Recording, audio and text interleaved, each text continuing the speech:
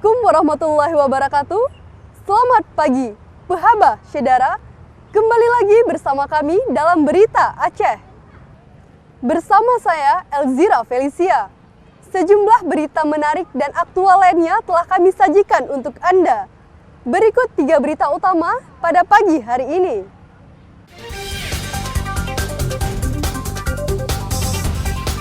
Angin kencang yang melanda Kecamatan Mane Pidi menyebabkan atap puskesmas Mane roboh sehingga pelayanan warga terganggu.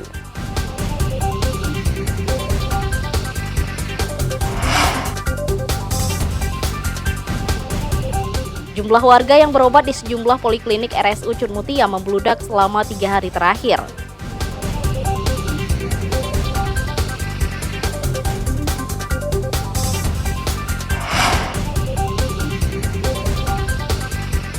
Seorang guru ngaji ditangkap polisi usai menyebarkan foto asusila mantan muridnya.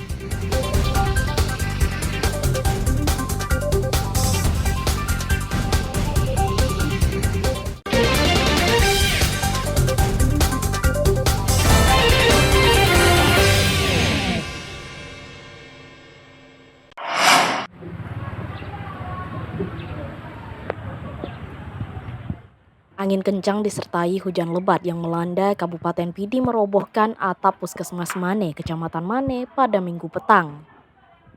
Meski tidak sampai menimbulkan korban jiwa, pelayanan bagi warga terganggu. Sedikitnya 11 atap kamar pelayanan Puskesmas Mane roboh diterpa angin kencang. Untung saja saat kejadian tidak ada pegawai atau tenaga medis berada di dalam ruangan sehingga tidak ada yang terluka dalam insiden ini. Angin kencang juga menyebabkan aliran listrik puskesmas padam.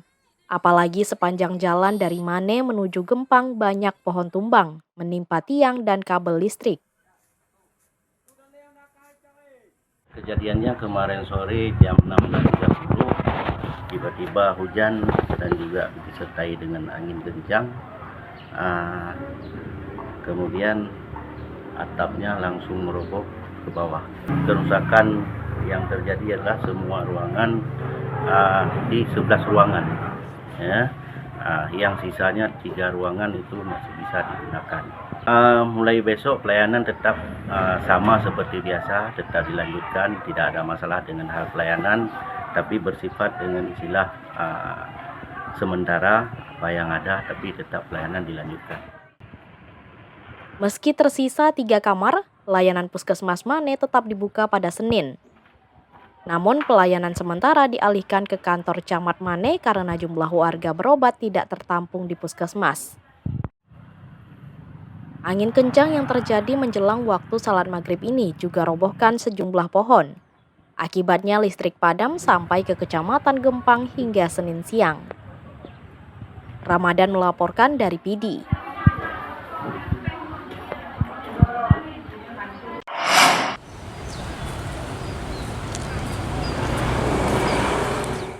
Jumlah pasien rawat jalan di sejumlah poliklinik Rumah Sakit Umum Cud Mutia RSUCM Aceh Utara membludak.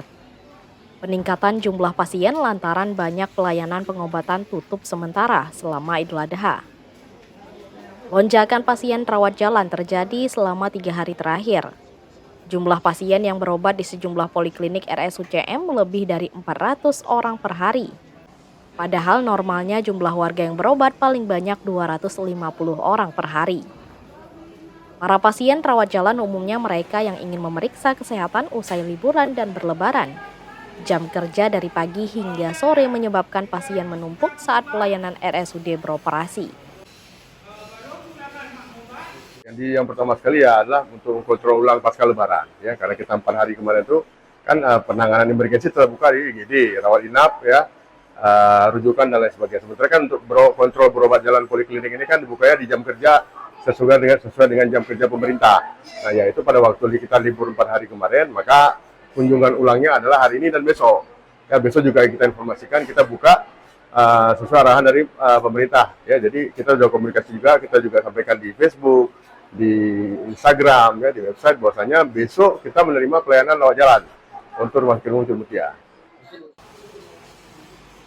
Para pasien umumnya berobat di poliklinik jiwa, mata, konsultasi penyakit dalam, jantung, dan poli anak. Sementara pasien kejiwaan umumnya dirujuk ke RSJ Banda Aceh. Usai libur Lebaran Idul Adha, banyak juga pasien yang masuk dengan keluhan pusing, hipertensi, dan gangguan lambung. Kondisi ini diduga kuat akibat pola makan yang kurang sehat karena terlalu banyak mengonsumsi daging dan minuman mengandung glukosa. Tim Liputan melaporkan dari Aceh Utara.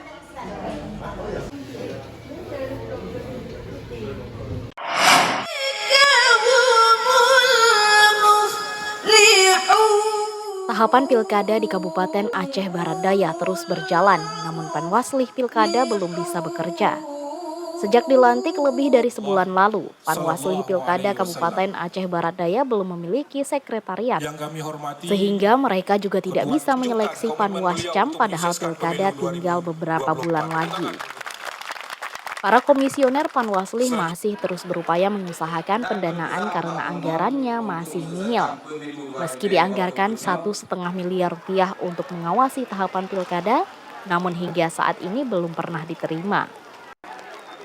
Meski anggaran Panwaslih Aceh Barat Daya terkecil dibanding seluruh Panwaslih kabupaten di Provinsi Aceh, namun dana tersebut belum tersedia.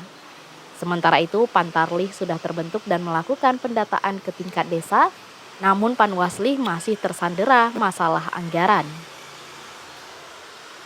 Proses untuk keberlangsungan kegiatan kita di sini agak sebetulnya sudah cukup terhambat. Kita juga belum punya sekretariat, kita belum punya gedung kantor. Sementara masih berkegiatan ya masing-masing ataupun di warung-warung kopi yang menyediakan jasa internet. KIP akan melakukan penyusunan daftar pemilih. Sementara di kitanya belum melakukan pengawasan secara maksimal karena belum adanya lembaga ad hoc di tingkat kecamatan dan desa. Selain kegiatan di Sekretariat Panwaslih, Panwascam juga belum terbentuk sehingga pengawasan di tingkat kecamatan hingga desa belum bisa berjalan. Mimi Saputra melaporkan dari Aceh Barat Daya. Selanjutnya,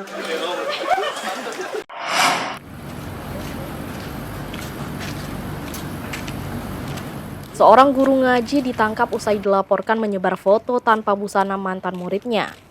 Tersangka AR mengunggah foto vulgar ke media sosial untuk menjerat korban agar tidak mengakhiri hubungan asmaranya. Guru pribadi korban yang menjalin hubungan terlarang sejak tahun 2023 sempat meruda paksa gadis berusia 15 tahun. Bahkan tersangka memaksa korban berpose tanpa busana dan fotonya disimpan tersangka. Namun korban kemudian sadar dirinya dimanfaatkan pria tak bermoral sehingga mengakhiri hubungan asmaranya. Keputusan ini tak diterima hingga tersangka menyebar foto asusila ke media sosial lantaran sakit hati. Perbuatan tersangka tidak bisa diterima keluarga korban dan melaporkannya ke polisi. awal mulanya pelaku pada saat itu meminta foto dari korban, yang mana foto itu kemudian di-upload di history IG-nya. Dan di situ terlihat oleh keluarga korban, yang kemana keluarga korban selanjutnya membuat laporan ke Polres Aceh Utara, ke unit PPA tentang masalah kasus pencabulan. Polisi menyita sejumlah barang bukti pakaian korban, telepon genggam tersangka. Akibat perbuatannya, tersangka dijerat dengan pasal persetubuhan terhadap anak dengan ancaman hukuman penjara 200 bulan dan Kanun Aceh tentang hukum jinayat. Polisi juga mendalami kasus ini terkait dengan pelanggaran UU ITE yang dilakukan tersangka AR. Ramadan melaporkan dari Aceh Utara.